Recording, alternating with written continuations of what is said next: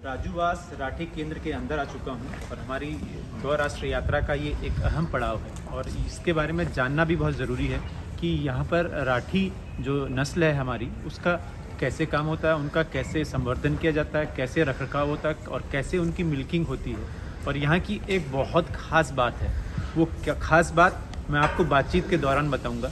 हमारे साथ इस फार्म को देखने वाले एक्सपर्ट हैं।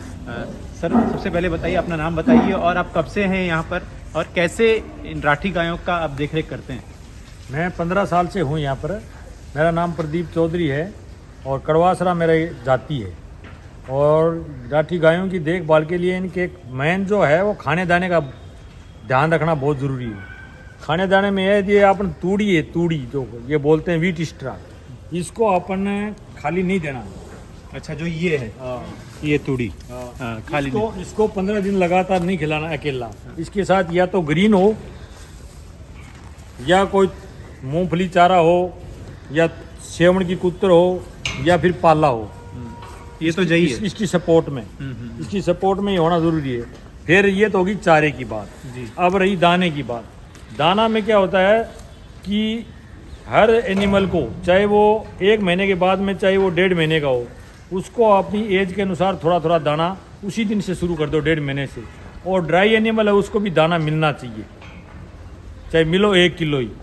तो ये दाने के अंदर हो 3 तरह के तो अनाज हो जी, अनाज हो उसमें, और खल हो, एक खल हो, एक अनाज हो, एक कोई चौपड़ चूरी चापड़ ये हो, और उसके बाद में 2% मिनरल मिक्सचर, 1% नमक, ये संपूर्ण आहार बनता है। अच्छा, तो ये आप मुझे ये बताइए कि राठी पर यहाँ काम हो रहा है, तो राठी में कितने प्रकार की राठी मैं राठी में भी कुछ खास प्रकार हैं? कुछ जैसे मैं कुछ काली दिख रही है, कुछ ब्राउन दिख रही है, कुछ चितकबरी दिख रही है। राठी ये 3 ब्रीड से बनी है। एक तो रेड सिंधी, तो ये अपने यहाँ नहीं है, ये पाकिस्तान में ये गाय रेड सिंधी नाम। अच्छा। और एक शाहीवाल, एक थार पारकर। इन तीनों गायों का मिक्स है ये मिक्स ब्रीड है तीनों गायों से मिलके। यहाँ राठ मोहम्मदन थे ना, वो गायें रखते थे बड़े बड़े, और वो क्या करते थे, बड़े उनके हेड होते थे, उनमें आपस में तीनों गायें क्रॉस हो जाती हैं। जिनमें थार पारकर का जो ब्लड होता है ना, उसमें ये चक्के आते हैं। अच्छा, ये थार पारकर से इसमें थार पारकर का ब्लड ज्यादा है। इसमें ये जो है, इसमें साहिवाल का ब्लड ज्यादा है। और एक काली सी हमें दिख रही है थोड़ा, ये भी दिख रही है। ये ब्लैक नहीं है, इसमें थोड़ा सा क्या गहरा काला हो रंग हो जाता है, गहरा काला रंग हो जाता है। इसमें ये बोलते हैं अपन इसको बैंगनी कलर आ जाता है। और तो ये सब वही है, ये और ये सेम, ये थार पारकर का ब्लड है, थार पारकर का ब्लड है। वो देखो उसमें वो बहुत ज्यादा ब्लड है थार पारकर का।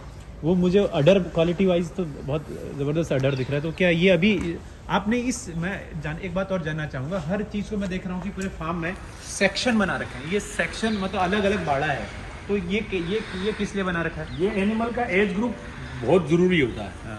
जैसे ईफर है, तो ईफर आपकी 2.5 साल की 2 साल की ईफर होगी, उसको अलग कर दिया, तो वो अब आगे के लिए गाय बन सकती है।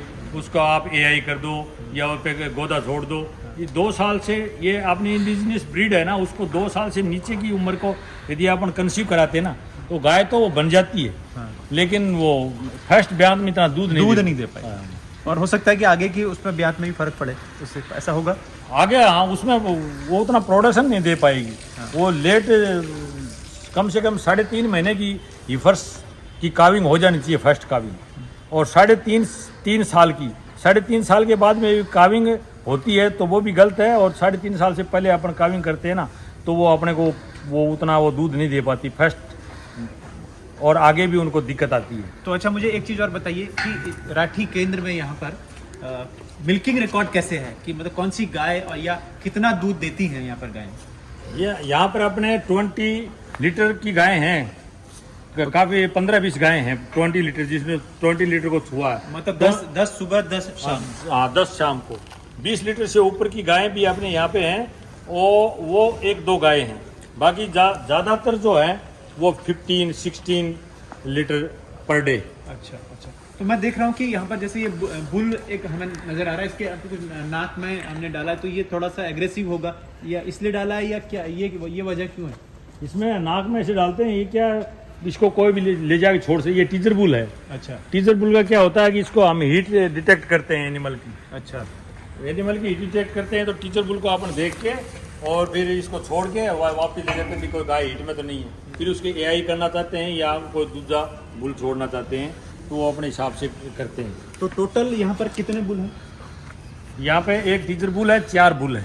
4 बुल हैं। तो उन सब का भी हम लोग इस्तेमाल करते हैं। एआई का भी हमारे पास वो है, जार रखा हुआ है। और जो एआई का जो सीमन है ना वो 4000 लीटर से है, जबकि अच्छा। बुल तो हमारे 3500 लीटर के हैं। और एआई का जो सीमन है वो 4000 से ऊपर का है। तो मैं एक चीज़ मैं महसूस करता हूँ, इस यात्रा में भी मैंने देखा है कि राठी का संरक्षण बड़ा ज़रूरी है। उसको लेकर कितना काम हो रहा है, कैसे हम इसका प्रचार प्रसार कर रहे हैं, इस पर कुछ थोड़ा बता सकते हैं कि? राठी के जो इनके जो बछड़े हैं, हाँ वो बछड़े यहाँ पे गौशालाओं में और ये बाहर जो पंचायत में हमारे यहाँ से लेके जाते हैं, कम से कम 350 बछड़े ले गए हैं लोग बाग। और बछड़ों का, अपने यहाँ के बछड़ों का और बाहर के बछड़ों का ये फर्क है। अपने जो अच्छी गाय के बछड़े होते हैं तो उनमें अपने यहाँ छोटे बचपन में दूध मिलता है, और बाहर क्या है, बछड़े को दूध नहीं पिलाते, अंगूठा चुंगाते हैं। और बछड़ी को तो फिर भी वो गाय बनेगी इसलिए दूध पिला देते हैं। वो आप देख लो आगे, बछड़े और दिखा देता हूँ। बछड़े दिखाइए हमें।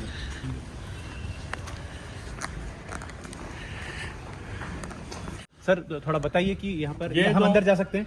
हाँ। अंदर जा सकते हैं तो ज़्यादा लोगों को समझ में आएगा।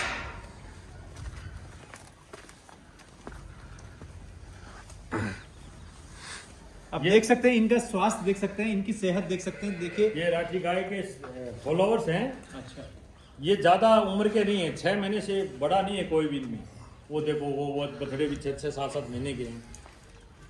अब देखिए 6 महीने के बछड़े हैं, 6 महीने से कम के हैं सब के सब, और इनकी सेहत देखिए और कितना बेहतरीन काम हो रहा है। और कितना जो हम कहते हैं गौधन, ये वाकई में धन है। और राठी की क्षमता सर ने हमें बताई है कि 20 लीटर, कुछ 20 लीटर से भी ज्यादा है। तो ये भारतीय गौवंश की ताकत है। जो लोग कहते हैं कि एचएफ और जर्सी पर जाते हैं क्योंकि उनका दूध ज्यादा है, उन लोगों को देखना चाहिए कि भारतीय नस्लों का रिकॉर्ड कितना मजबूत है, वो कितने दूध देने की क्षमता है। ये देखिए, ये राठी का कितना ब्लैक गोल्ड आपको नजर आ रहा होगा बिल्कुल सामने।